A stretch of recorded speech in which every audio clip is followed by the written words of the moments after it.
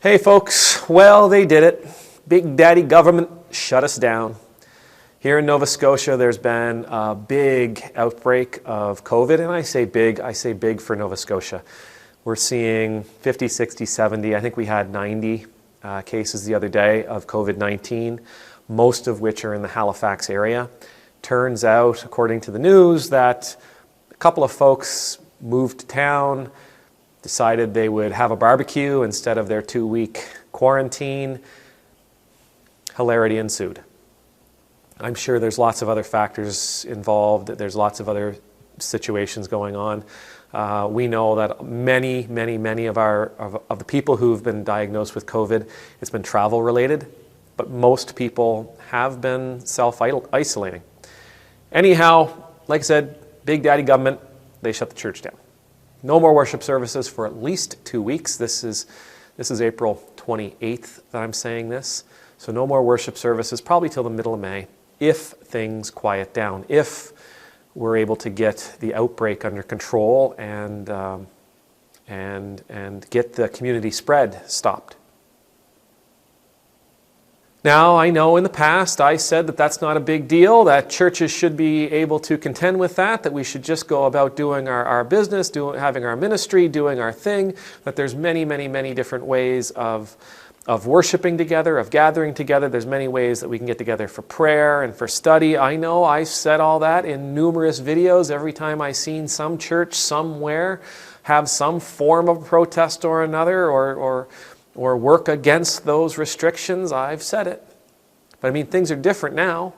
It's my church that they closed down. It's my church that they've closed down. And now I got to deal with, it's not the same, right? It's not the same. They're shutting me down. I'm only playing. That's okay. I'm okay with that.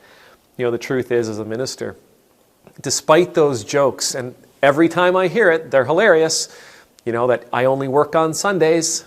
You all know, for the ministers that are out there, you've heard it before. Ho, ho, ho, you only work on Sundays. Must be nice to only have to work once a week. So funny. Truth is, Sunday morning worship is a joy. It is. It's a real pleasure. It's a joy. It's a time that I get together with my congregation, and I'm able to offer myself to them in a very particular way, and they are able to offer themselves to me in a time of prayer, in a time of study, in a time of praise, in a time of the Eucharist, of the sacrament. It is a joy. But it is far and away the least of the things I work on all week. I don't spend a great deal of my time worried about Sunday services. They sort of put themselves together. We've got a great team here in the church between the altar guild and the lay readers. That stuff just sort of comes together. Our parish administrator does the bulletin for me. Everything just comes together. Yeah, I have to prepare a sermon. And lately with YouTube, it's a bit more of a challenge, but it's still not what my work is. Even if I took away the YouTube channel, I still have a ton of things to do. Right now in this parish, we're looking at doing things for the community. How can we use our resources? How can we repurpose the things that we have and the things that we've grown accustomed to help our community? That's a major thought for us. And there's some really awesome discussions going on. I write letters to people. I talk with people through social media. I have phone calls with people. I pray. I write. I read. I study. I dream. Ministry in the church is not and should never be isolated to our Sunday mornings. It should never be limited to our gatherings. Our gatherings are just that. They're gatherings. Our service every single day. And another truth is, when the congregation believes that your work takes place on Sunday, they believe their work takes place on Sunday. If the congregation believes that your work revolves around worship, they come to believe that their Christian journey, that their Christian life revolves around worship. And that is not true. Our Christian journey, as I've said many times in these videos, 24/7. Every day, all the time, every situation and circumstance, we are called to be a Christian. We are called to act as Christ would act. We are called to love. We are called to show mercy and compassion.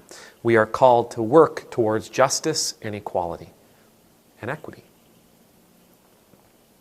24/7, every situation, every circumstance. I'm not terribly fond that I won't be able to gather with my congregation in person. But that is by far the least of the things that we do as Christians. That's kind of one of our rewards. And if the delay is longer than 2 weeks, we'll figure out how to gather. We will figure out how to gather. In the meantime, we'll use social media. We'll use YouTube. We'll use this channel. By the way, this coming Sunday, which I believe is May 1st, I think. Nope, May 2nd. This coming Sunday on May 2nd at 10 o'clock my time, which I believe is Atlantic, we're going to do a live event on YouTube. I got that newfangled high-speed internet.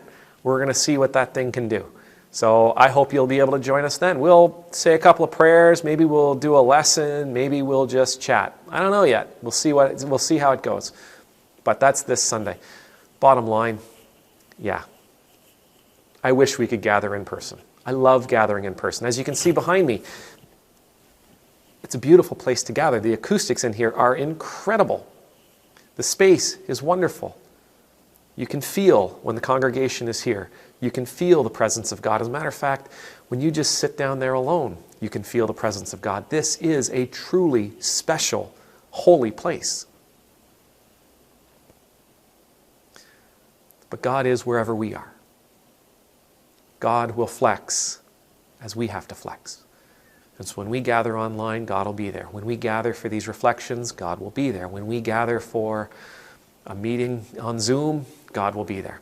Of that I'm absolutely certain, because God is not limited. Anyway, onward and upward, off to the next thing. May the Lord bless you. May the Lord keep you. May the Lord's face be made to shine upon you and be gracious to you. May the Lord's countenance be lifted up to you. May you always know the peace of being in the Lord's presence. And I pray that we can all gather together in whatever form that may be.